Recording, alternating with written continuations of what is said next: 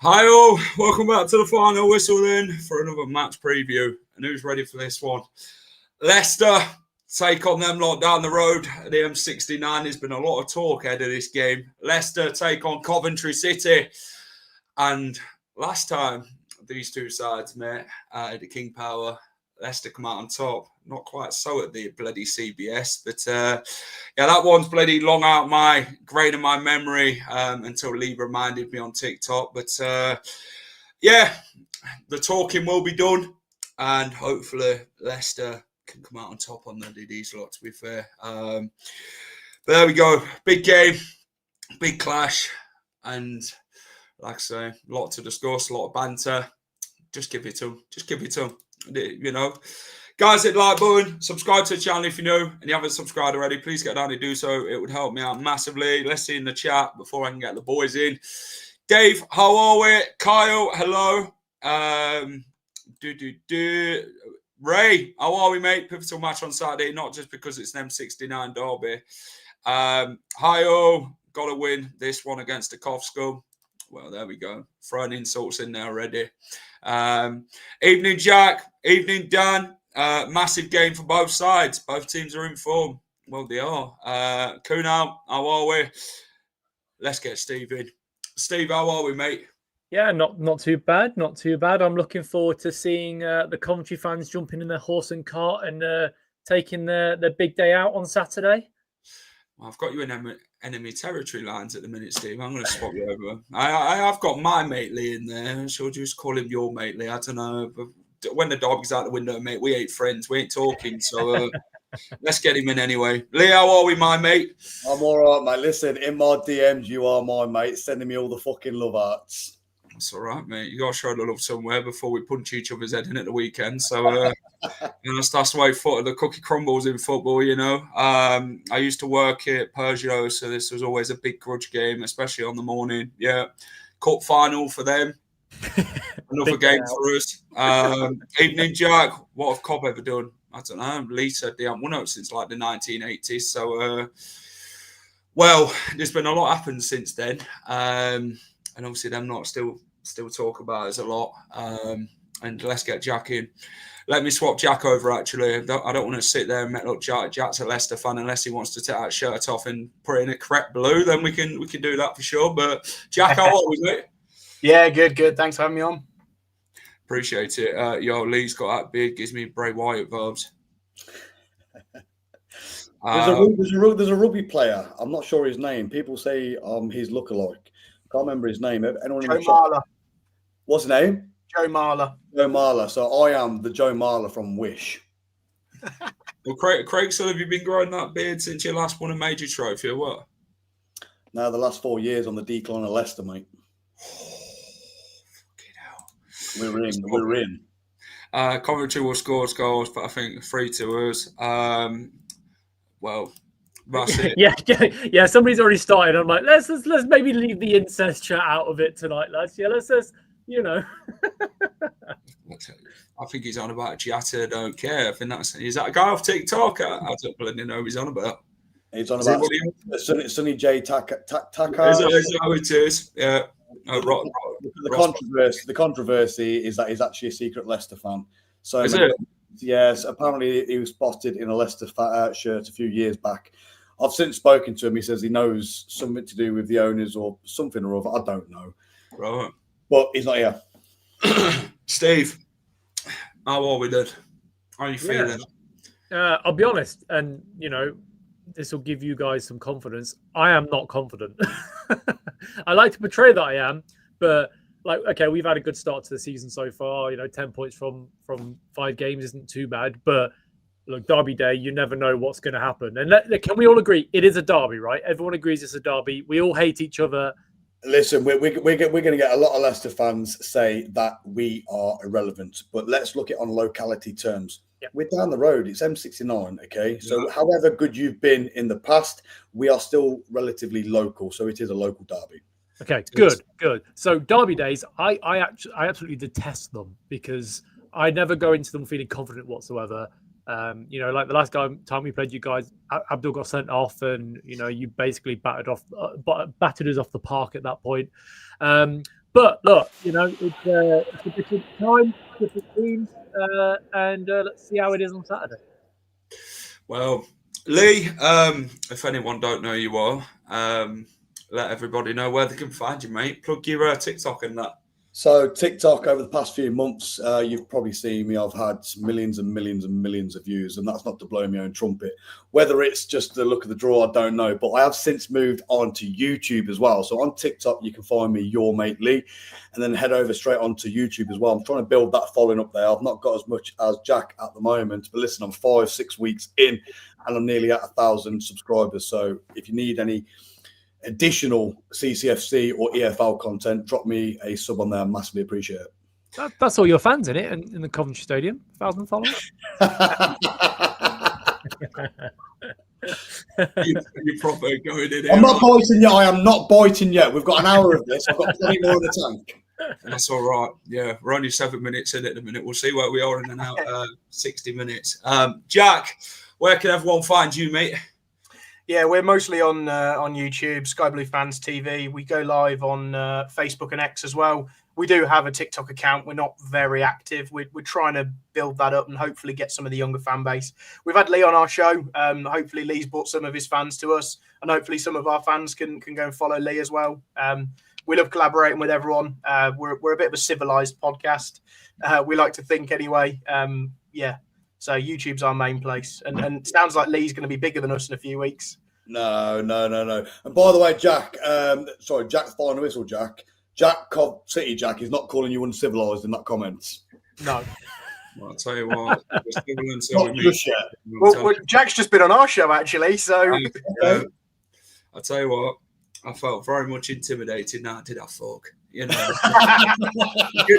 you know what? Right? In this type of game, you take what you get at the end of the day. If you give it, you take it, don't you? You thick-skinned and that to learn these type of things about these type of situations, and you're always going to get it, aren't you, Lee, with the whole situation regarding TikTok. Yeah, listen, we were talking about it before we went live on here. There's a lot of people across the internet that hide behind keyboards, their phones, and they give it stacks.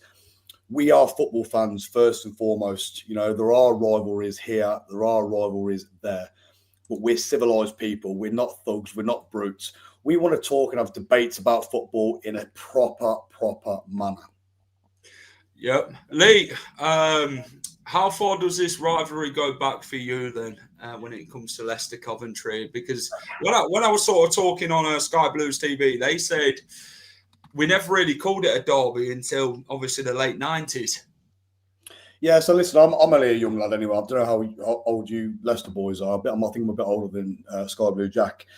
But I remember back at Highfield Roads, and back then the derby was Villa, Birmingham, maybe Leicester. Things have changed, things have progressed, and even Coventry and Leicester, we've been in different leagues, whatever. But the rivalry, as far as locality is concerned, has always been there. And you can't ever change that. Yeah. Right this second, let's just look over the past few years. Villa is, up there, so we're never going to play them unless it comes up in a cup game. Whereas Birmingham and Leicester, we get to play here and there. Okay, especially over the past few years. Birmingham did Coventry City a massive solid, although they did smash up our toilets. So there is a little bit of rivalry still there, but they did do a solid by helping us, out with the ground when we needed it. Leicester, I think, get it more from me and a lot of other Coventry fans because you lot give it back a lot harder than what Villa and Birmingham do. So as long as you're giving it, we're taking it and giving it back. It's going to be that.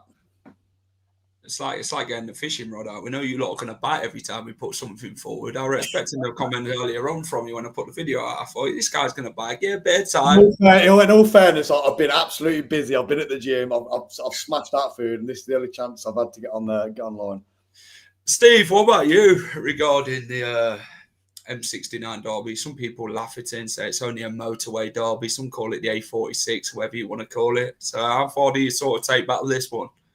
So mine goes back to 02. I mean, we played them in sort of 99, 2000, but I was 10. I don't really remember it, but I remember the 2-1 win against you guys in 02, and then we lost the corresponding fixture. I think we lost 2-1 anyway. So so it goes back that way. But I'm going to be honest with you guys. So I don't know if any of you remember a game called This Is Football. It was a PS2 game.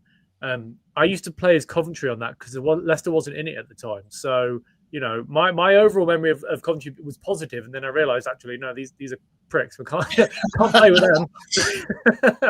So I edited them out and put Leicester in instead. So, but yeah, I used to play as Coventry. So can someone please get an edit of that, of Steve saying that he chose Coventry?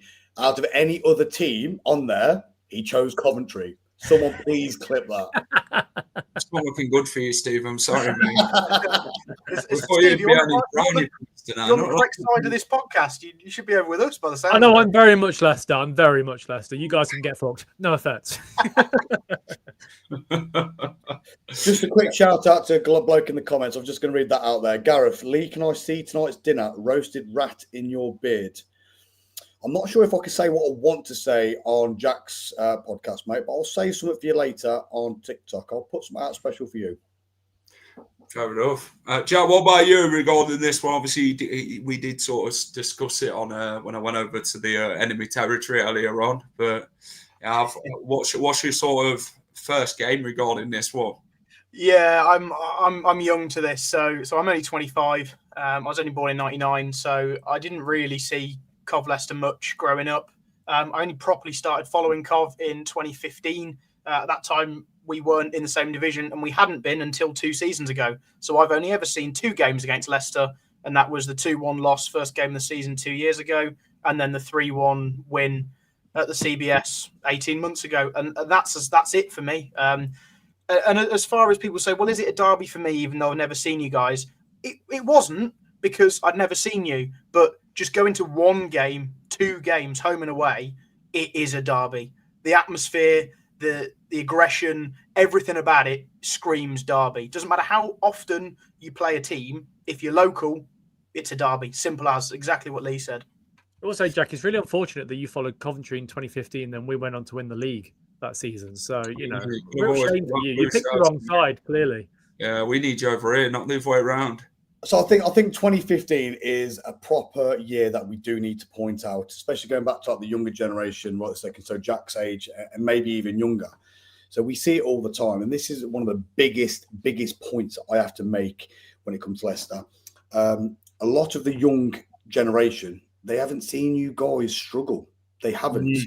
So right this second, the points that I've been making about the natural regression of Leicester over the past 3, maybe 4 years, and the progression of Coventry, they don't know what's going on. They're just seeing the glory days over the past 10 years of how well Leicester has done.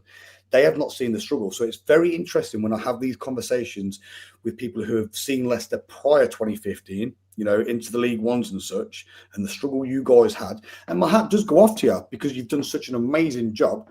The issue I have is a lot of younger generation don't know that struggle and think it's all smelling like roses up there when it's not. I tell you what, we've been through it, haven't we, Steve? League One, the dark days of the football club. You had bloody Gary Megson in charge. You've had Ian Holloway's. You've had Martin Allen's. We've been through a lot of managers. I think the one season when we had about 6 managers in charge with bloody Milan Mandrić at one point, and things were bad back then. But then you sort of look at the whole aspect of it. After 2010, when the new owners came in, they had a plan. They made the dream possible for all football fans that, we can dream big. Look what Leicester's done. And we've achieved big things. We've progressed massively. Over the last couple of years, it's been a bit of a decline, I'd say, in how we should be going about things, in a little drop in standard short of. We haven't really moved with the times, have we? But, you know, our sort of heritage of the last 10 years is just magnificent. You know, I think the roller coaster of Leicester City, you know, it's probably one that all fans would actually take, to be fair. Yeah, massive roller coaster, mate. It really is. And like you've just pointed out there, it really isn't a point of disrespect or anything like that. It is pointing out the facts. Coventry have had, you know, our fair share of shit years over the past, I don't know, 10, 20 years. Do you know what I mean? Since we left Highfield Road. And, you know, we're all no stranger to these dark days these times. You know, look at what's going on in some of these clubs at the minute with, obviously, Sheffield Wednesday and Morecambe more recently as well. There are teams that are dying out there or going through a massive amounts of struggle.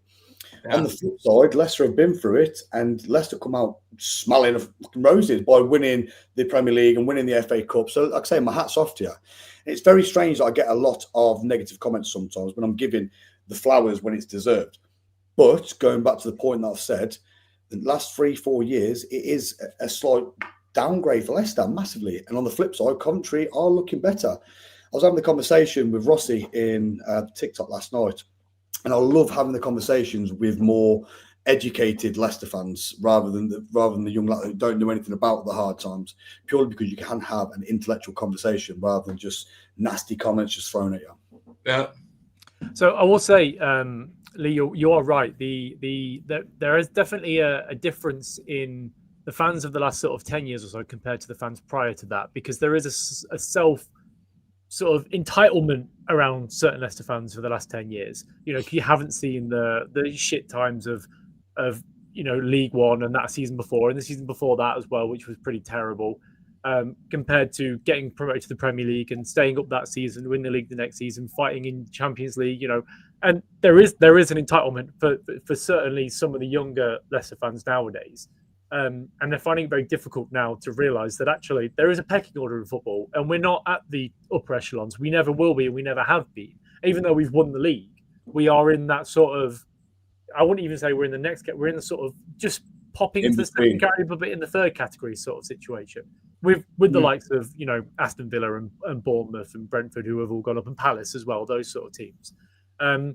But yeah, like, you know, the last couple of years, take away the championship win, which was a great season, but even then, some of the fans were booing Maresca towards the end of the season because we lost to Plymouth and Bristol City and Millwall all within sort of 3 or 4 weeks.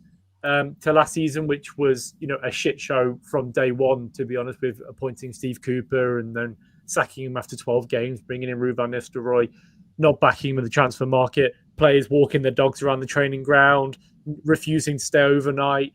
You know, there's then the disconnect between the board from where we were 5, 6, 7 years ago to where we are now with the ownership and you know, the losing of Cumvishai. But I would disagree slightly in the sense of you think you're on the up and we're on the down. I don't necessarily think. I think we're in the same sort of place, to be honest. Because yeah. So then, what I mean by that comment there, Steve, is not so much we are level, you're going down, we're coming up.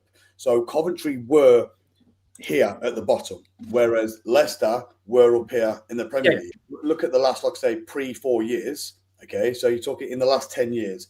Obviously, from a Coventry City perspective, Coventry City are coming up. But Leicester have dropped that quality where they are. We are now here. We are here together. I wouldn't say that we are better or worse, but I am saying that Coventry has naturally progressed into a better condition than we've ever been in the past. Yeah, right. I would agree with that, you know, because at one point you were potentially going out of business and you didn't own your stadium and stuff. So, yeah, obviously, you know, there's been a massive improvement and you've done well in the last few years to get into the playoffs and the FA Cup semi-final and all these sort of things. And that's great for any football club, you know, let's be honest. Take away the rivalry aside, you know, any club that can then challenge any of the elite clubs, you know, is good. It's good for football. That's how it should be. Okay, you were a millimeter away from getting into the FA Cup final. Unfortunate, you know, but yeah, like it's just, I just think it's healthy to have teams that are competing, and it's great to see. Yeah, massively. And this is where these conversations, these podcasts, absolutely shine, because it really isn't. I mean, I'm sure we're going to have some, you know, stick both sides later on throughout this podcast, and I'm going to give it you and you're going to give me back. Yeah. But that is fair banter. That is real good banter, and it's healthy. Even in a man and wife relationship, having banter with your partner is fucking mint, mate. But there's a certain line that people cross, and that's going back to the uneducated versus the educated. Sure.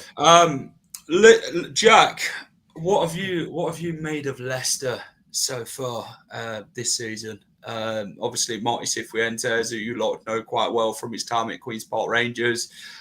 You look at Leicester's squad at the minute, in results wise, and that. I think we're sitting fourth in the table. I think you lot are minding the gap, as Lee likes to call it, 1 point behind us. So, yeah, what's your thoughts on Leicester? Yeah, I mean, you guys, everyone's expecting you to go back up, aren't we? From an outside point of view, I don't know what your own expectations are. Obviously, you said you've shifted a lot of your wage bill. You've had a big turnover. We haven't. We're a squad, and we've made a couple of additions. And yeah, hopefully we'll stick around that playoff zone. We don't think we can break into the top two realistically, because the top two that we've got yourselves, we've got Ipswich, we've got Southampton to compete with.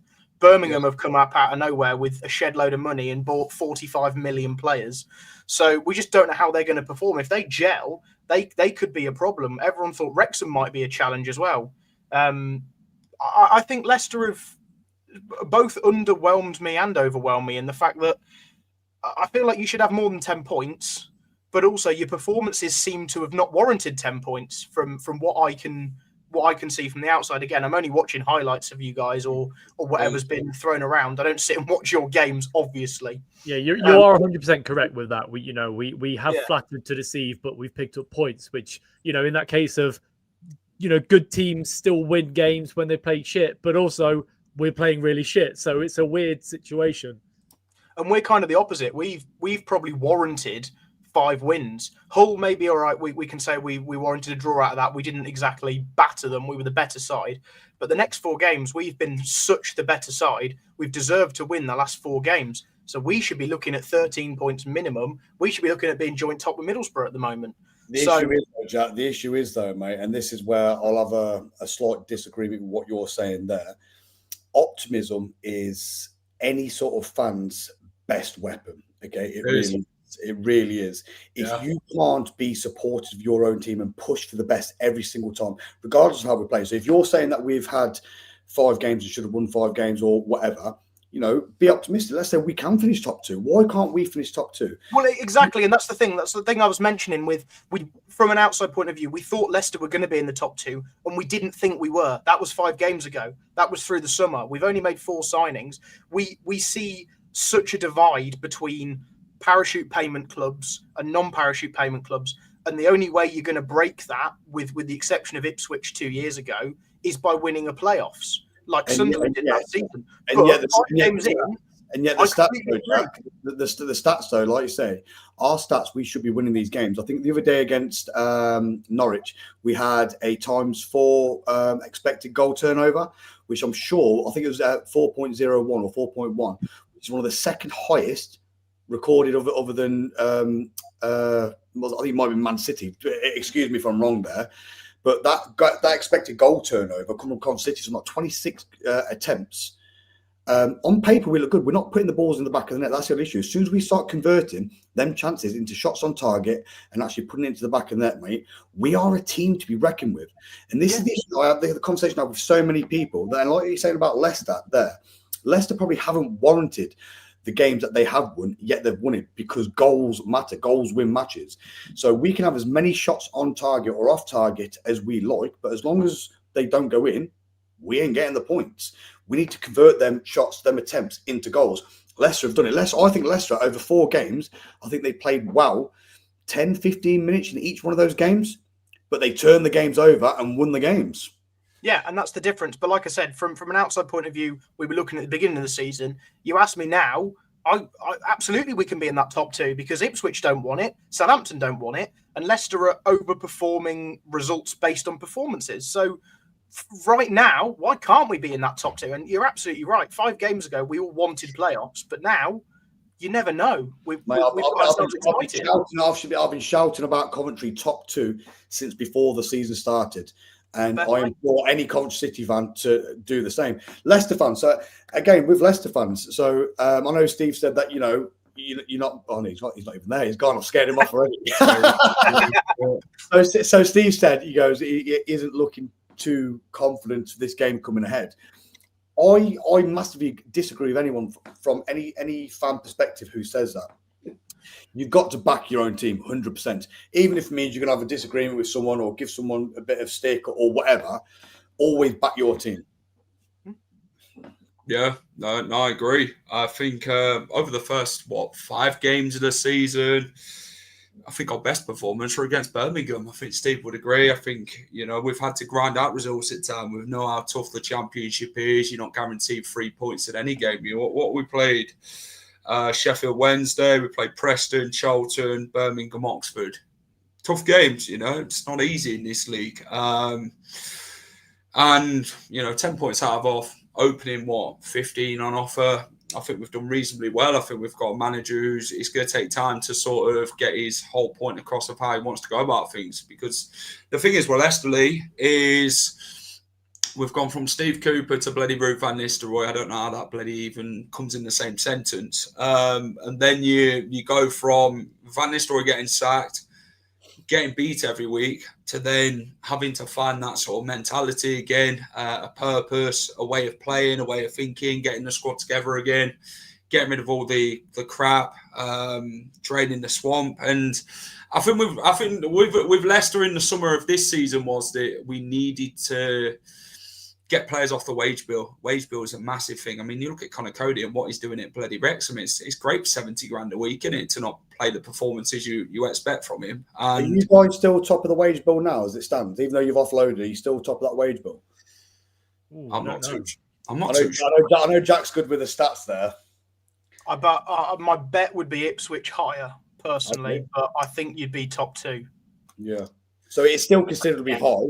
Going back to what you were saying, Jack, about with Ruud van Nistelrooy, players in the dog around the training ground and stuff like that. Yeah. You have an idea of what the mentality is around training and players at the moment. So obviously, there must have been some sort of disconcertion when disconnection going on there. What's the general feel around Leicester players and training and stuff now? Do you have any idea? I think they're quite happy playing for the manager. They come into interviews about the manager and they ask about what his initial thoughts are on the way he plays, the relationship he's building with them. They're quite happy. What I sort of find with Marty is he's a manager who won't accept low standards. He wants standards for his players. He won't accept mediocrity in that. And this is what I love about him. He's building that mentality back up, and I think the players are really enjoying playing under him. You can see the system's working quite well and when we do get playing football, we move the ball quite well and we get through teams. It's like a knife through butter. So it's just about certain players' mentality, and you get that in every team. It's like Harry Winks. He's had a mentality issue, and Marty said to him basically, well, if you're not going to be 100% committed to playing in the starting 11, that's fine. I'll take you out and put somebody else in. So that's what you want in a manager, isn't it? Someone who only want to play players who actually give you everything. If they're not willing to do that. Listen, we've got that right a second. I've seen a few comments pop up there. I think Sky Blue Jack will atone to this as well. Ellis Sims, a couple of seasons ago, bagged some goals, mate. He bagged some goals. Okay, last season he started dropping off the radar. This pre-season and the start of this season, mate, he's not there. And the biggest thing that I see personally is the lack of desire to want to win, to want to play. And I think us as fans, we can see that from the stands. When you're watching your team play, there are certain players that stick out like a sore thumb, whether for the good reasons or the bad reasons. For us, the likes of Rudoni, Sakamoto, Bobby Thomas at the back, in my opinion, they have the heart to want to win all these balls and make a difference for the team. But then there's certain players like Ellis Sims who I, as a fan, don't feel like he has the same mentality. And it's frustrating. It really is frustrating. If we play Saturday, dominate, they're not all that. Well. The thing is with derby games, you never predict them, do you? And, you look at other derby games. Who would have predicted a bloody 0-0 for bloody Southampton Portsmouth at that last weekend just gone? They're tasty affairs. What's your initial thoughts on how you lot have started? Obviously, 3 draws, 2 wins under Frank Lampard. How has he changed things from Mark Robbins? I'll let Jack go with that. Ooh, thanks, mate. Well, we've got playing quicker. That was our problem. We kept saying under Mark Robbins that we were a bit slow. We were very predictable. We don't have a plan B. I mean, with Frank Lampard, honestly, we haven't really had a plan B till recently, and that's only come with a personnel change because of injury. We play 4-3-3. It's quite obvious how we're going to play. We shift left and right quite quick.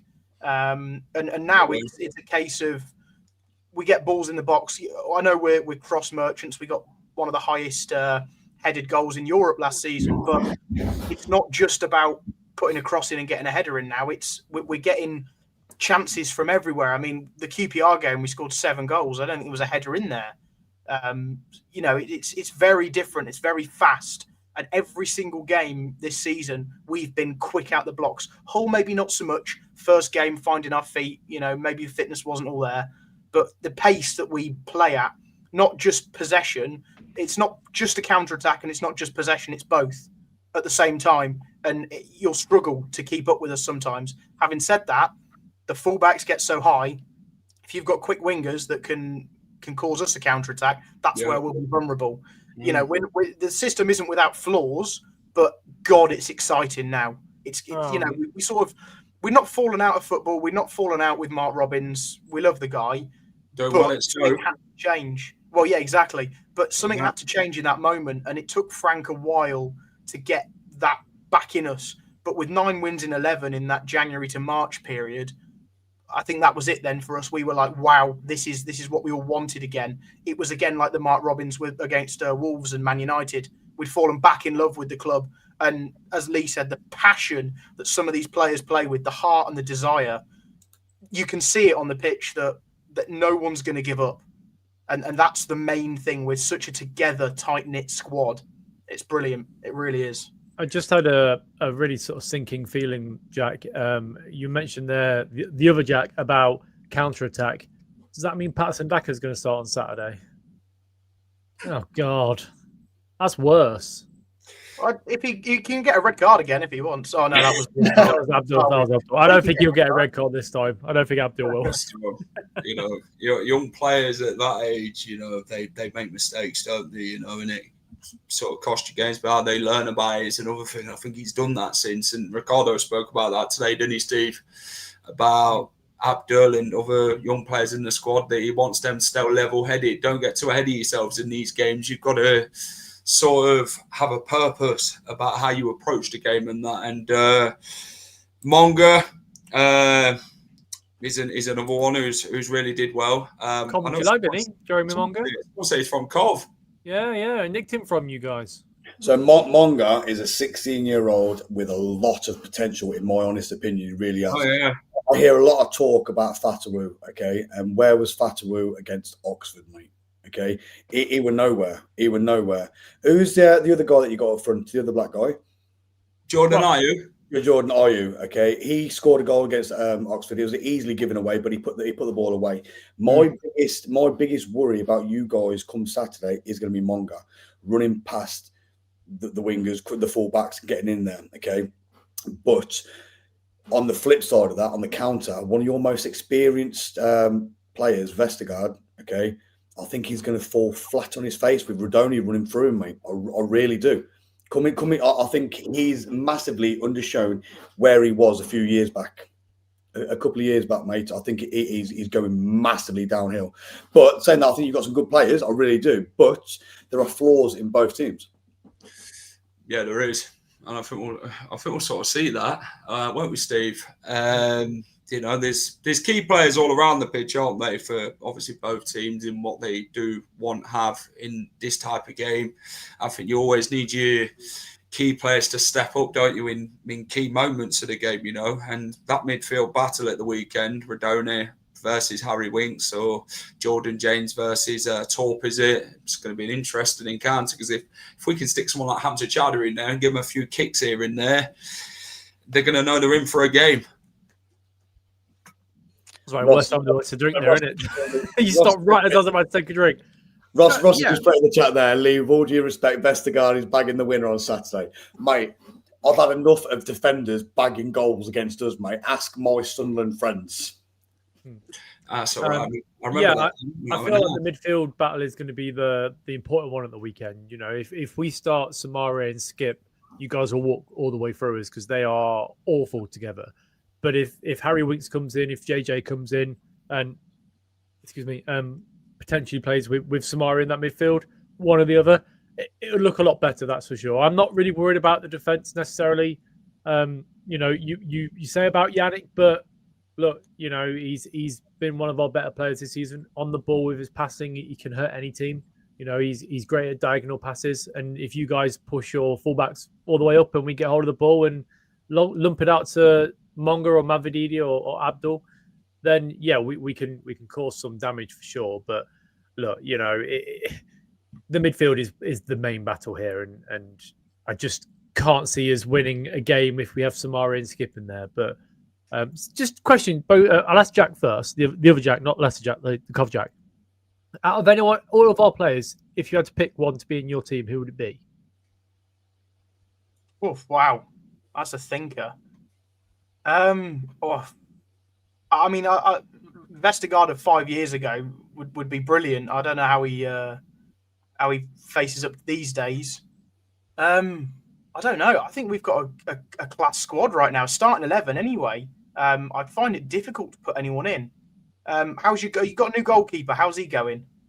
Hit and miss. 2 mistakes in 5 games. Not ideal, but you know, he's the first time as a number 1, so you know. I think the goalkeeper, we're yet to see Carl Rushworth at his best. So I back him. He's made some fantastic saves in pre-season and even in the league, but he's let a few in as well. We've got a way of conceding goals that not necessarily his fault, but we've got a very good habit or bad habit of conceding goals. So yeah, if your keeper was going to be a ball winner, you know, commanding his area, then it's exactly what we need. But if you're unsure about your own keeper, then yeah. Lee? I'll take Jamie Vardy off your hands. He's not there. Oh, he's not there anymore, is he? He's in Italy, isn't he? What a fucking shame. What a shame. You can keep the rest of your players then. You're telling me you'd keep Sakamoto instead of Abdul Fatawu? Absolutely, mate. You're living in dreamland. Have you seen Sakamoto fold up defenders like pretzels, mate? James Justin got folded like a deck chair 2 years ago. Listen. James Justin's a shit defender. Anyone can turn him inside out. Sakamoto nearly broke his back for Coventry City. He comes back and starts folding people up like fucking deck chairs, mate. He's going to be running down the wing, folding up your... who's your left back? We don't talk about that. Mate, he's sliding all around that king power. On Saturday, Sakamoto starts, mate. Your left back's going to be on the floor more times than he's standing up. There is no way you'd pick Sakamoto over Abdul Fatawu. There's just not a chance in hell. He's the best winger in the championship. The big question is, Steve, how many of these fucking Coventry players would get in Leicester's team? I think there's a couple. Redoni, I think Hadji Wright would probably be better than Van Nieuwijk. I'd take him personally. I think they're over Ricardo. Well, not over Ricardo, no. But I would probably make bloody left back over Thomas. You know what? So going back to what I was saying about players who give all to their team, okay? I missed him out earlier when I spoke. Milan Van Nieuwijk, mate. I kid you not. He's a fan favourite. He was supposed to leave this summer. What team was he supposed to go to, Jack? You know about Redoni? No, Milan. Oh, Wolfsburg were in for him. So Wolfsburg went for him. I think we rejected the offer. I think it was about 7-8 million that they offered or something like that. We wanted more.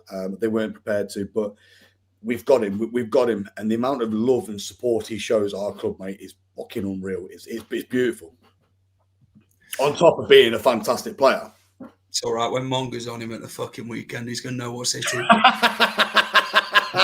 You think I'm joking? Van Nieuwijk's one of the quickest players in the league. It doesn't matter how much of a head start you have. It doesn't matter how quick you are. It's how good you are at defending. Mate, he'll have 2-3 chances, 4 chances to tackle him. Keeps running and catching up. That's all right. That's against other teams. The thing is, I said this to Birmingham fans. They said, "Oh, Damari Gray's going to do you inside out," and all the other bloody fullbacks they've got. And I said, "Right, okay, then." I said, "This is how it's going to go." I said, "Mongo and Fatawu." I said, "They'll be great against you." They said, "Oh yeah, they're nobodies." I was like, "Okay, then we'll see." And then obviously, look what happened. I think we talk about our players, and obviously we're always going to be backing our players over everyone else's. I think there's no denying that Leicester have a team full of good players who have, one, experience, and two, the potential to be even better than what they are with these youngers. Same with Coventry, okay? But obviously the difference is me and Cov, you two, and Leicester, you're always going to back your own team. But there's no denying that both teams have got some very good players in the Championship. Now, if either team gets promoted, I can guarantee that you will lose half your squad and we'll lose half our squad, so we can spend that £200 million wisely, 100%. If you get there. No. If either of us were to go back up, or you to go back up, and obviously us come back for a long period of time, we would spend that 200 mil and probably lose a third to half of our squad and try and buy better, because you've got £200 million to spend, mate. Premier League's difficult, though, isn't it, to do that type of thing these days. Also, you might have £200 million to spend. We don't. PSR has fucked us in the ass because of our own stupid mistakes. Speaking of which, go on. Is there any more rumours about your points deduction for this season? Now, I heard that it could drop at any point in the season.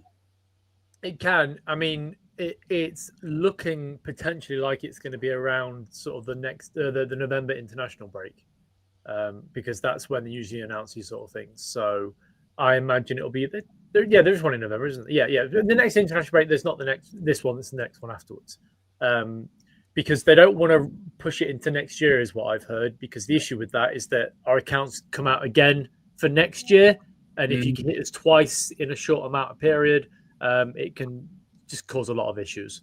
But this one in particular, their main issue with the EFL and the Premier League is that they have to make sure that everything is watertight. Because if it's not, we will easily walk rings around them again, like we did in the Premier League with loopholes and stuff. But look, I'm a Leicester fan that will tell you that we should have accepted the penalty to begin with.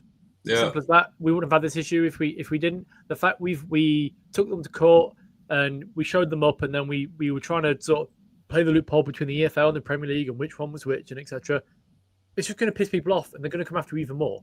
So suck it up, take your medicine. You're the ones that got us into this mess. Yeah. Deal with it. And this season we will deal with it. So yeah, it's frustrating being Leicester fans knowing that there is going to be a points deduction at some point. It will be 9 points. That's common knowledge. It will be 9 points. I don't think we can actually appeal it because of how we dealt with it last time. They've done it in a way where we can't actually appeal it. So I think it'll be 9 points. They've made it watertight their end this time. Yeah. Fucking damn right they have. Yeah, they didn't want a Leicester doing them over again. This is what it is. They like bending the rules a little bit, do they? They don't like seeing that. Yeah, and we have a history of like the first time we went up in 2014. A few years later, we had to pay a fine to the EFL because they were trying to get us back then as well. So we've got a history of sort of skirting past the EFL and trying to get things over on them. But look, just accept it. You made the mistakes. PSR is your issue. It's not. You can't blame the other clubs or the league. We all agreed to these rules back in 2013, 2014. Deal with it. What's the expectations then, Lee, for this season for Cov? So at the very start of the season, I did a quick video doing the full table at the end of the season. And a lot of people took the mick out of me for some of my predictions. Some of my predictions, mate, are up there, like Borough, I think Stoke, West Brom. I've got in the top 6. I said originally that Sheffield United will finish outside the top 6, and look at where they are at the minute, mate. I did, however, had Ipswich finishing first. I thought they would bounce straight back up. I really did. But the summer signings and the players that they lost and everything that's going on, it's just a shit show. It really is. So I think that's ruled them right out, which I don't think we're going to get top position. I would love to be extremely optimistic and say that we're going to get top 2, hit that second spot. Obviously, of course, I'll be happy with playoffs, but I don't want playoffs because it's a massive heartbreak, mate. It is. Watching your team go through all that. We've done it twice in 3 years. It's horrible. It's horrendous. And everyone obviously takes the piss out of Cov for bottling it in the playoffs. That's because you lot have bottled it more than you lot have won trophies since. Let's put it. So I originally had Leicester sitting just outside the top 6. I think I'd using 7, and that's accounting for the point deduction. Fair enough. So say we don't get one, then where's Leicester finishing?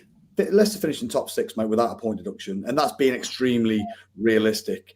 Like what Sky Blue Jack said earlier, and I do appreciate it's goals that won't win matches, and you guys have won. Was it 485? Did you win 485? You haven't won all 5, have you? No, we've won 3, drew 1, lost 1. Okay, so I think in the matches that you've won, you didn't look as good as what you have looked previously. Last year, the year before, when you was in the Championship. But goals are what matter. So performance aside, if you're banging in goals, mate, in the last fucking minute of every game, you're going to be finishing higher than what people expect, but even with the point deduction. Can I give my prediction, Jack? Yeah, go on. I think we're both going to finish in the playoffs and we're going to go to Wembley together. Imagine, mate. Imagine. Do you know what? That's both the best day and the worst day of. You can shove your United derby up your arse, mate. We're on an M69 derby for Premier League. Oh. Can you imagine if it's Baggies and Blues as the other 2 teams in the playoffs as well? And then Wolves come down. Wolves and Villa to come down. Wolves and Forest. That'd be nice. Oh, Wolves and Forest. Yeah. Let's talk about last time round at the King Power. Lee, I know you like to forget about this one, mate, but listen, I was there. It was the first game out, but game of the season. It was the first game of the season. We went in for high hopes, but that goal to win, mate, was a good goal. We held out. I mean, what minute was it scored? It was late on, wasn't it? 80. Was that 80? I'm going to be late on. We was holding out for a draw, mate. We was holding out for a draw. I think we played well against you. Again, you got the win, and it was a fantastic goal. But Coventry City played well, mate. And this goes back to what I was saying. Past 3-4 years, mate, we're doing well. But goals are what fucking matter. And you pulled one out in the last few minutes, mate, and won. Yeah. So it's always shit going home after a loss, okay? On the plus side, you're only a few minutes up the court, round the corner, mate. So I went home and went to bed early that night. It's a lunchtime kickoff on a Sunday. Why are you going to bed early? Straight on, mate. Well, I was looking forward to work the next day. Yeah, we've all bloody said that, haven't we? After a defeat, sometimes we think, "Fucking, I can't wait for the next thing to happen." Imagine how long you can stay in bed if we do get to the playoff finals and you guys lose it. I don't think I'd leave the house for a week. I'm blocking every single one of you. Anything Leicester just blocked. Right, you do realise, like, listen. So I come on and preach this on TikTok, on YouTube, on all my videos. I genuinely don't have an issue with Leicester, okay? Obviously, we spoke about the younger generation. They've come out firing with some disgusting stuff sometimes. But I know that if Leicester beat us on Saturday, the amount of stick that I'm going to get, mate, my inbox is going to be absolute pure filth. Yeah. Oh, I've got about 200 bookmarks on a tweet on one of mine, so I'm waiting for us to lose and then come back to me. So, I'm looking forward to it. No, that's what I mean. So it's only right that I turn around and say, if Coventry beat you, mate, every single one of you is getting it. We won't hear the end of it from you lot.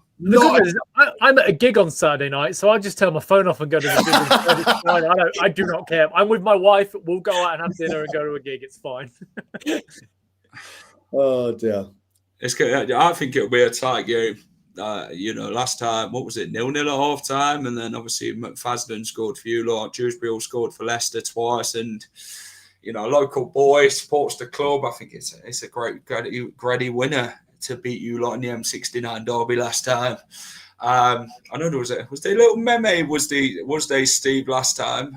Is it just not fair or whatever he said it was? That was the first game. That honestly, I've used that clip for a lot of things in my life. It's not just football related. Just that it's just not fair.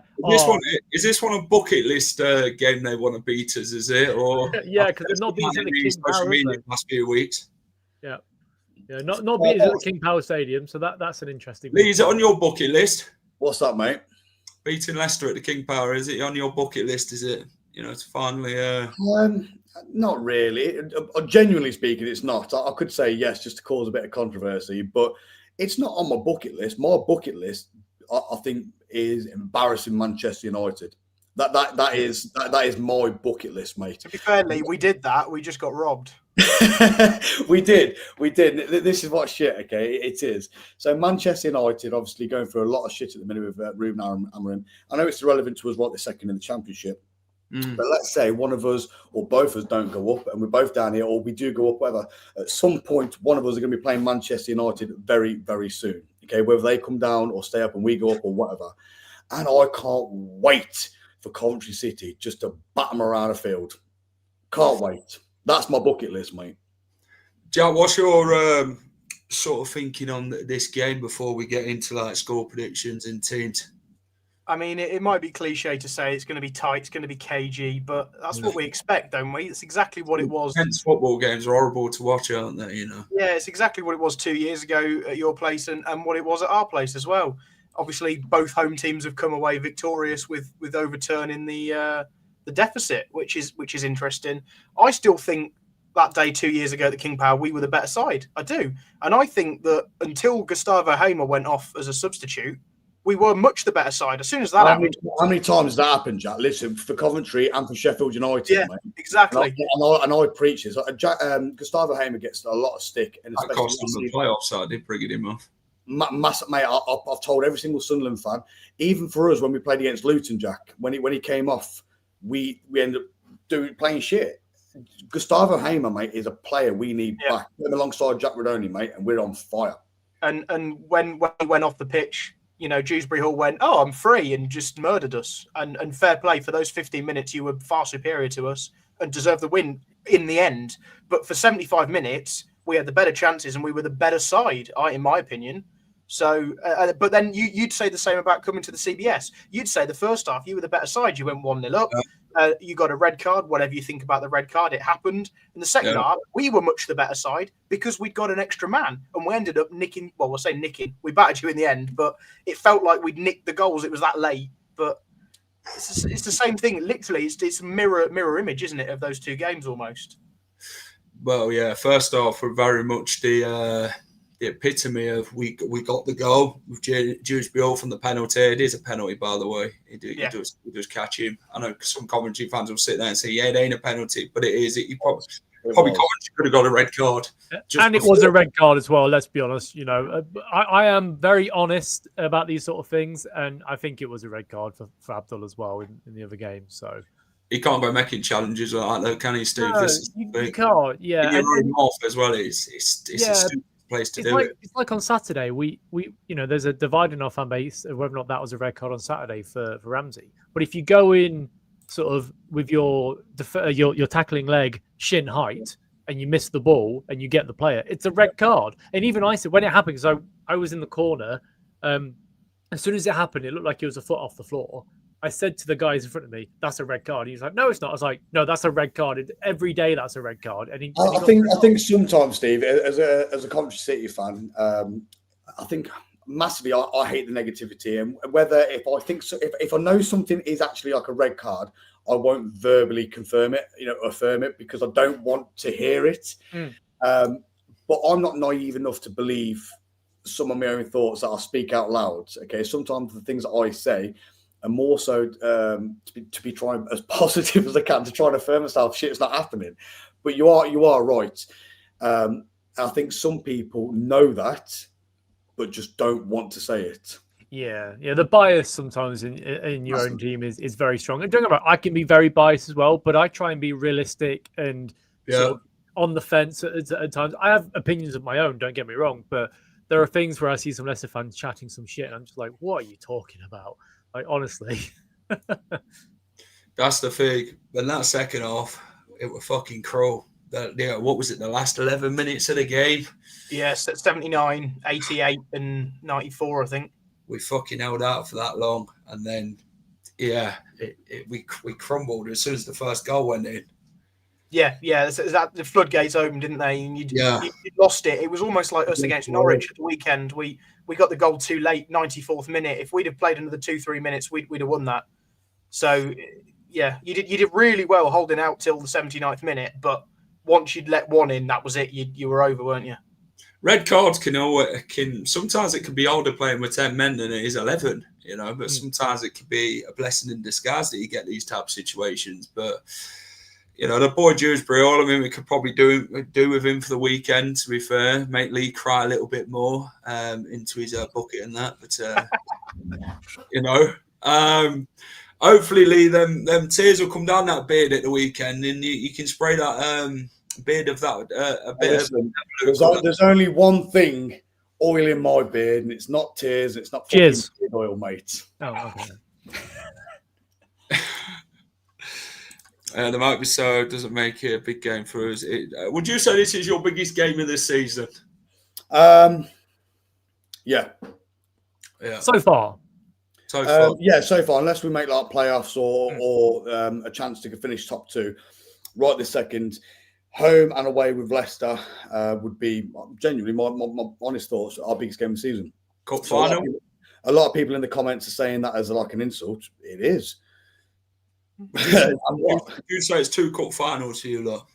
No, it's not cup final games, but as far as the prestige of Leicester, what they've previously achieved over recent years, and the fact that it's a local M69 derby, it is. I don't know why people are saying that as like an insult. It's not. It's truth. I would agree, but maybe just caveat with that with Blues for us at the moment, because we've obviously got also recent history with Blues and the fact that we ground shared. We then had 3 or 4, maybe 5 very good results against them recently. And then before we played Man United in that semi-final, we went to St Andrews. We got played off the park 3-0. And last time last 2 times they've come to the CBS, they've smashed up our toilets as well. So we do have a history with Blues. And ironically, we play Blues next weekend. And then come January, when we play you guys, we play Blues the weekend after again, or the weekend before, whichever it is. So we've got 2 weekends in a row, both in September and January, that are the biggest collective pair of games. I'm not going to say Leicester's bigger or Blues is bigger, especially from my point of view.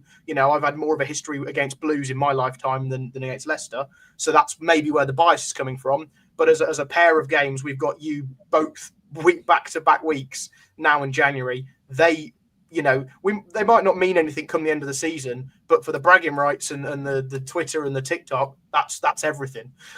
You imagine that, Jack. Listen, 2 weeks on the trot. Coventry City beat Leicester, then go and beat Birmingham, mate. Imagine you lose to Leicester and lose to Birmingham. It's not happening, Steve. It's not happening, mate. Imagine if you lose both. We're not going to lose either. You'll be pulling that hair off your face even quicker. Not a chance. Do you know why the beard is so big? I spent all my youth fucking worrying. All my hair's gone. I no longer worry about mediocre stuff anymore. Mm-hmm. I mean, we're here to win, mate. As my wife says, we grow disgracefully. That's how we're going out. Who gives a shit? Yeah. I tell you what, when you don't worry about Carve, I can hook them up with someone who can give you tell you what, I think you need a bloody hair transplant, Oliver Skip, to be honest. Steve loves it. Steve obviously loves that bald spot of yours. I'd sit there watching it. It's so mesmerising. It's better than his plays sometimes. Yeah. I tell you what, though. This is a game where I obviously want to win this game. I think it's a game where it could really go and kick our season even further into touch, Steve, to be fair, getting a win like this. Yeah, it would hopefully kickstart some better performances. I mean, we do a better performance, a 90-minute performance, not a 45-minute performance. Which we need like the Birmingham performance, don't we? Where we just give everything. You guys at Birmingham, you played an absolute blinder. Bearing in mind that Birmingham were 2-3 games into the season and they were looking absolutely fantastic. Do you know what I mean? Then you guys rocked up, and that is your best game out of the 5 so far by a country mile. Yeah, I mean, our manager hasn't had a pre-season really. He had sort of 2 or 3 weeks before the start of the season, so it's not like he's been in there from the very beginning. So I expected a slower start. I'm actually surprised that we've got 10 points from 15, even though if you look on paper, the games that we've played are all winnable. And realistically, if you want to go up, you should be beating those teams anyway. But we had a lot of sort of with players leaving towards the end of the transfer window, a lot of unrest in certain players wanting to leave that haven't actually left the club as of yet. Only bringing in 3 players on the transfer deadline day, even if they are good players, like John James looks like a really good player for Leicester. Somebody that I could see signing full time. Aaron Ramsey, I mean, he's red card, so he's out for 3 games now anyway, so pointless talking about him. And Carranza, who we've not seen as of yet, but excited to see how he sort of starts in this league. So, yeah, I'm expecting us to, within the next sort of 3 or 4 games, to pick it up and start gelling properly and putting some decent performances in. I think if you were to get to sort of the end of November and we're still playing as we are, I'd be very worried. But right now, look, you've got to back on the manager that we've got because he's doing well for us so far. Finn, I don't know about that, mate. He's one of the regular fans of Sky Blue Fans TV. He's one of our commenters. So I think our show's finished. He's headed over to here to listen to you guys. Finn, how old actually are you? Actually, how far do you go back with Coventry? That's what I want to know.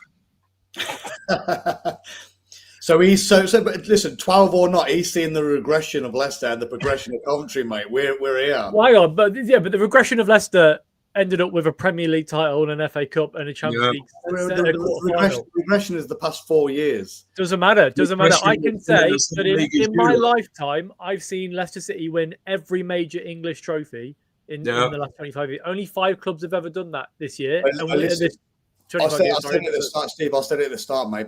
Genuinely, my flowers to you, mate. You and your team have done what any one of us as football fans wants. Okay. Yeah, I feel like winning the league gave hope to every other fan out there to be like, we could do it. Hugely. The same as who was it that come up? Was it Luton? No. Did Luton? Luton that beat you, look. Yeah. So no. Jack, Sky Blue Jack, who come up to the Championship and then went into the Premier League? Was it Luton? Yeah, Luton did that. Ipswich have done that, obviously back to back. Ipswich, the back to back. Yeah. So that going back to what we previously said about having good games to watch, and watching teams like that do good things does give you hope as football fans. We've been hoping, mate, for the past 20 years, and as much as we get mocked for it, we're all in the same boat. We've all been there at some point. So, mate, I preach all the time, past 3-4 years, mate, and I'll literally roll it off now. Playoff finals, FA Cup semi-finals, playoff semi-finals. We've just bought our own ground. Record season ticket sales, record shirt sales, record signings.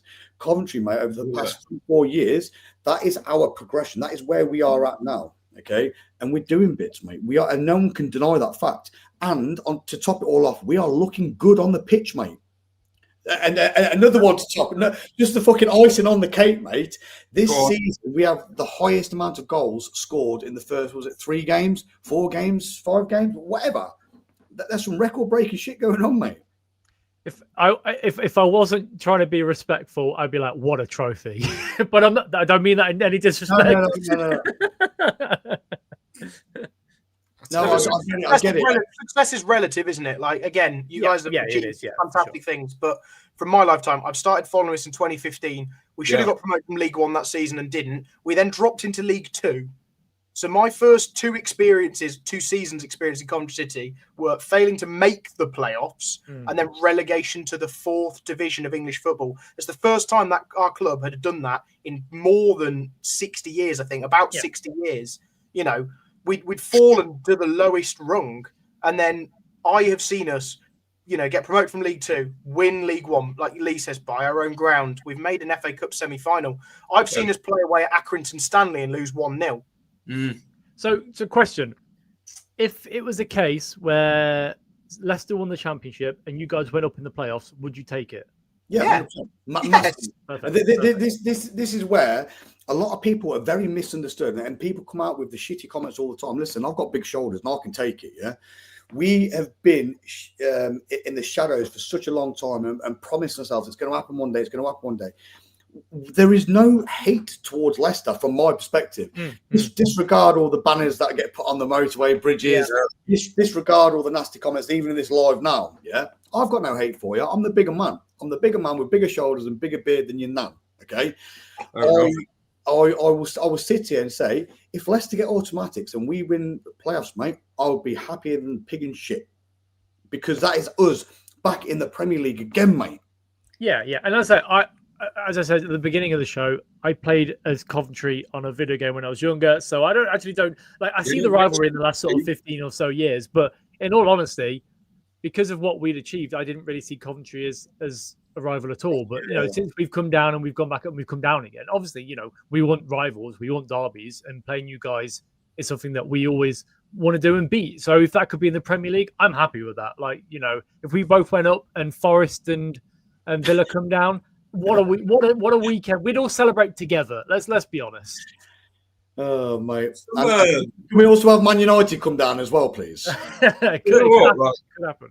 Coventry fans on TikTok, and I've had a few of them like, oh, you've been relegated from the bloody top of the Premier League, right? And I'm just like, I said, mate, like we won the Prem and then we followed 7 years in the Premier League prior to that. I said, your comment just doesn't make sense. They thought we'd obviously won the title and got relegated from the Prem straight after. And I said to him, I said, I'm not being funny. I said, you go on about Leicester. I said, Coventry hasn't even made the Premier League for fucking donkeys years. It's been a long time. What's it been, 20 plus years since you lot have been in the big time? Yeah. 23. I just think it's sometimes them young supporters who obviously don't remember like the Coventry being in the Prem. Obviously, that's the biggest thing, Jack. It's the younger generation, the uneducated, the unexperienced that give it stacks, and that comes from Coventry supporters, Leicester supporters, or whatever team that we are up against next. The uneducated, the unarticulated. 24 years ago, Ross. Do not know how to conduct themselves, so they just resort to spewing out shit. And like I say, I'm seeing it in the comments now, and I'm just going to ignore most of them now. One of the best people in your chat, and I will give him a shout out. I mentioned him a couple of times. Is Rossi. I had a great conversation with him yesterday, and I think he is a very, very nice person, very well educated person, very experienced person. Rossi, they did, mate. Yes, but yeah. So yeah.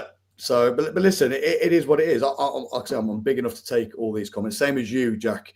Your comments and some of the conversation that you would have had with Coventry City fans or whoever, they are, you know, shitty comments. But we're going to get it, mate. We very proudly put our faces across social media, and we're going to get stick. We're going to get stick, mate, off the educated and uneducated.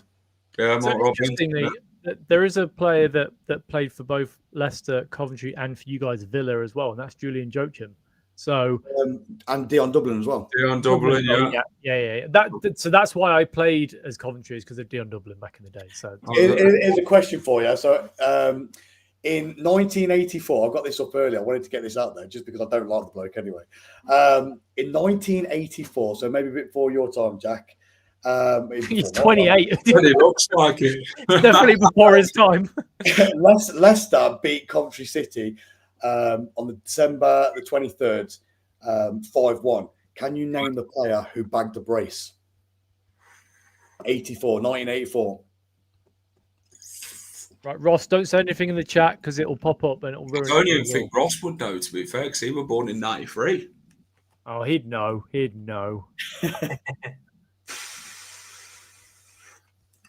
was it? 84? 1984, yeah. December the 23rd.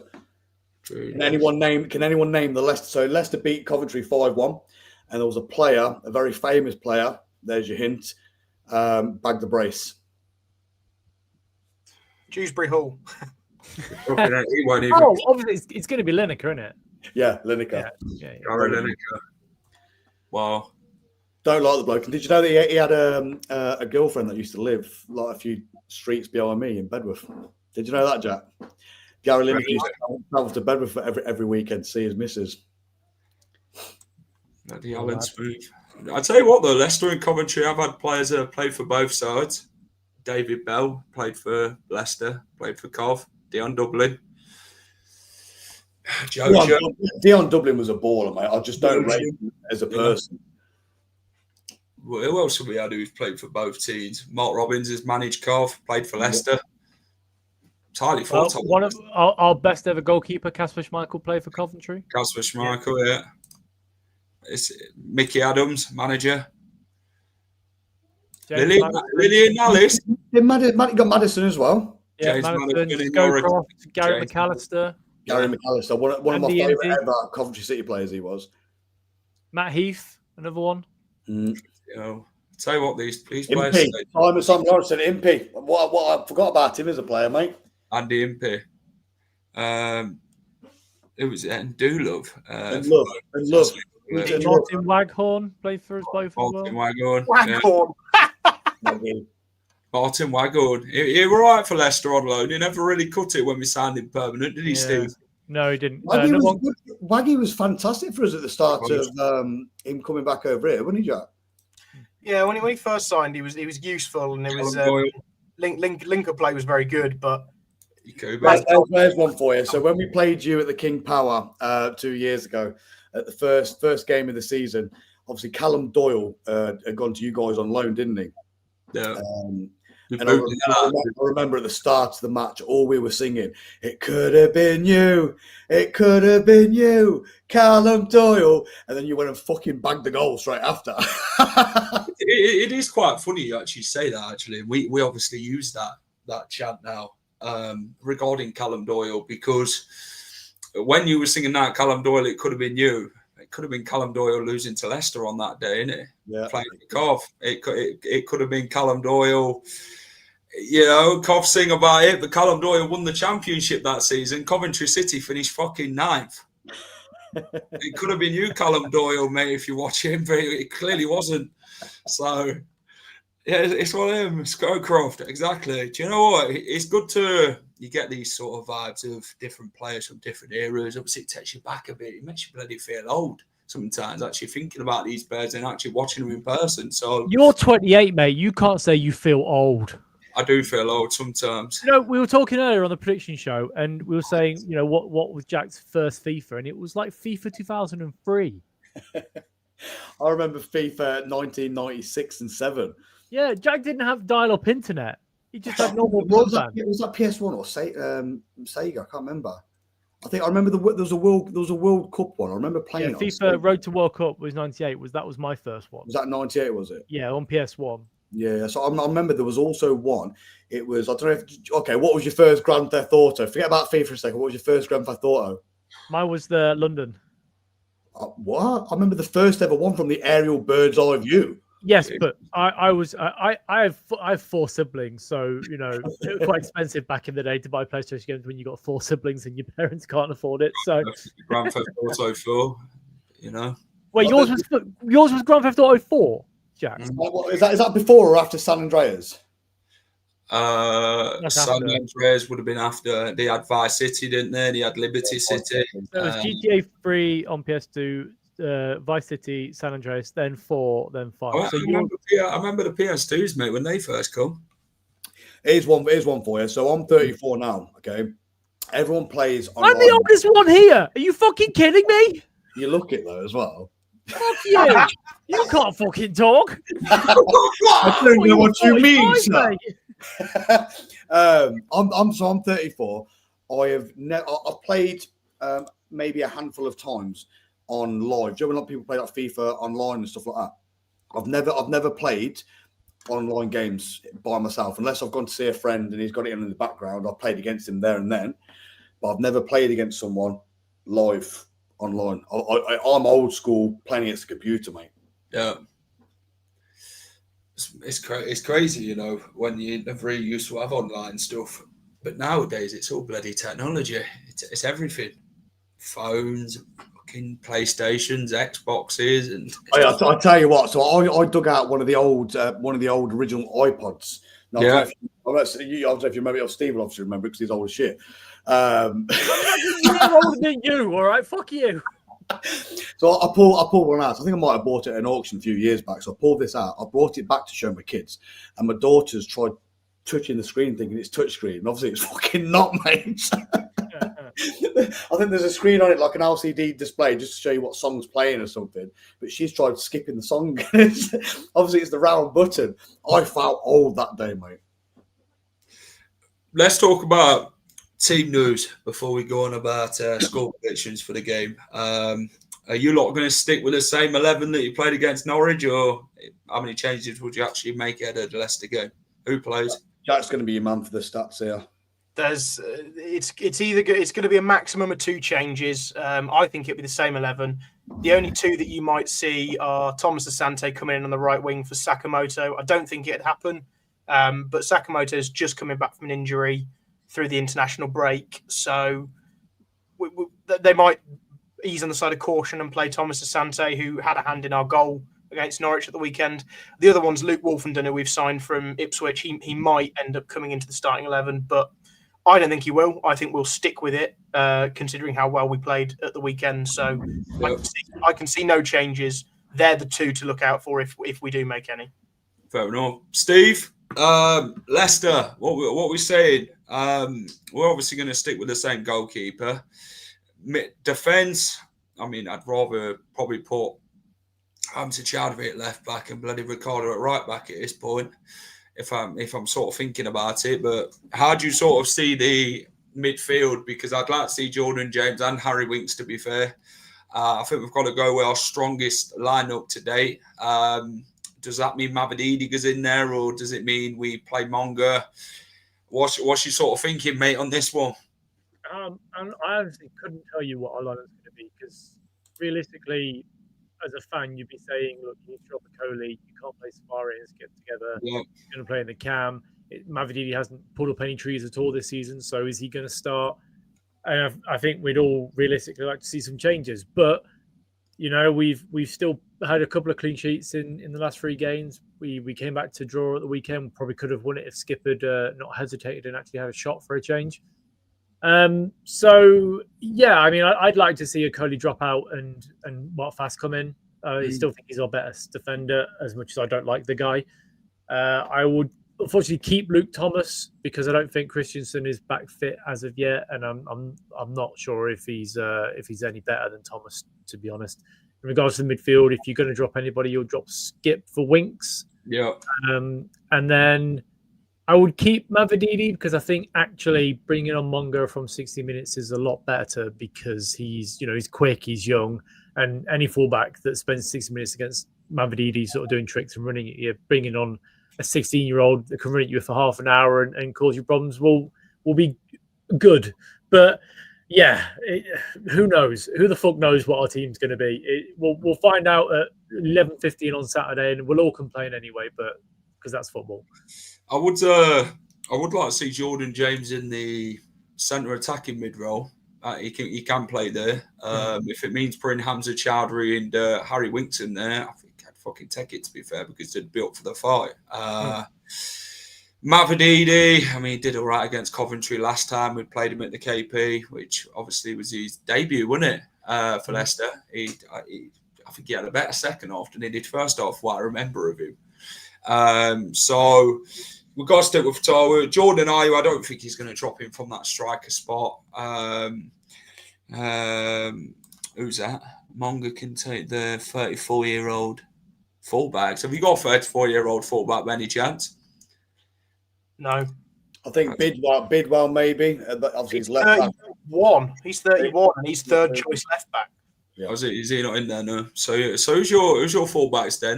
Van Nieuwijk and Bobby Thomas, is it? Jay De Silva's our left back at the moment. No, is he a fullback? I thought he was bloody midfield. Kitchen Bobby Thomas as the fullbacks. Then you've got obviously Van Nieuwijk, Jay De Silva, who pops in with that new lad, that Miguel Angel Brow. Listen, with both Jay De Silva and Milan Van Nieuwijk running them wing-back sort of roles, and they do that on a number of occasions, that just gives us that extra depth on the counter. And with Milan's speed, mate, and Jay De Silva can run as little as he is. He can start. He's done so well over the last season. He's done a lot better than what I thought he would. Listen, there's no denying that Leicester are a good team and they've got a lot of potential. They've proven it time and time again. I just really think there's a lot of Leicester fans that are writing us off. I get it. But Saturday is going to be a very, very interesting game. Someone put up here earlier, what happens next weekend? We invite these guys back on again once we smash them 4-0. Bring it, mate. Listen, I will still be a massive Coventry City supporter, win, lose or draw. That's what football's all about, mate. I tell you what, though, Lee, you say about Van Nieuwijk running the wings against Leicester with pace and that. We like to sit deep. This is a thing. We don't allow that much space Do you know what happens, Jack? Do you know what happens, mate? So he will run at that wing. So you've also got Sakamoto on the right as well. Okay, you've got Rudoni who drops into the wing as well, starts playing them triangular balls, mate. Starts basic training ground stuff, and I've seen it the first 4 or 5 games of this season, mate. And it's sexy football. We all start seeing when we start seeing our team start playing these type of football and making other teams look silly. This you look on paper, okay? And I know it's only paper. I know it's irrespective of goals and final scores.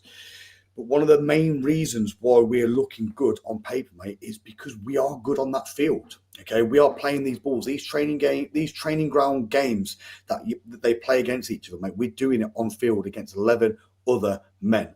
Okay, and we look good. So it's not just running down that wing, mate. It's cutting in using Rudoni, using your centre backs pushing forward or up with the wing backs at the same time. Sometimes it looks good. Fair enough. But that will sort of leave space in for us then. If we were doing it, that's what both teams are going to look at the weekend. They're both going to sit deep. They're both going to want to sort of see where they can sort of sit with each other in like different pockets of space, and that's where you're going to sort of get a feeling. That being said, mate, Jack may be my testament onto this here. So most of the goals that we have conceded have not been on the counter, on the press. We've dealt with them very, very well. The goals that we have conceded are through set pieces and second balls. Go on, Coley. So, nine goals conceded, 8 from set pieces, and 1 from a bit of a lackluster 30 seconds with Milan Banova actually being caught out at the back. Hadji Wright losing the ball, trying to hold it up in drop while dropping deep. So it's the only goal from open play we've conceded, and that was last week. Yeah. It's all set pieces. So even though we're vulnerable on the counter attack down the wings, we still don't concede the goals at the moment. So that's the positives for us. Fair enough. I tell you what, boys, I'm going to let you two go first regarding the score predictions, considering you two are our guests tonight. Well, thank you very much. Right, I'm going to go. Listen, whatever the outcome, I'm looking for a good game. I'm looking for good banter, good beer, and positive vibes. Okay, so I am going to go for a last-minute winner, either 1-0 or 2-1 to the Sky Blues. Fair enough. Jack, what you got, mate, under that hat? Yeah, I said 1-1 on our podcast, so I'm going to have to stick with that. I think, again, don't want to sound cliche, but it will be tight, it will be cagey, and I think both teams are going to be up for this. Both teams will be going for it, and I don't think either are going to find that killer instinct to finish the game off. So I'm going to say 1-1. Steve? I've gone for a 2-1 Leicester win. I think Jeremy Monga scores in the 80-plus minute, and we all go crazy, and we jump in the canal afterwards. I'll tell you what, I'm going to back you 2-1.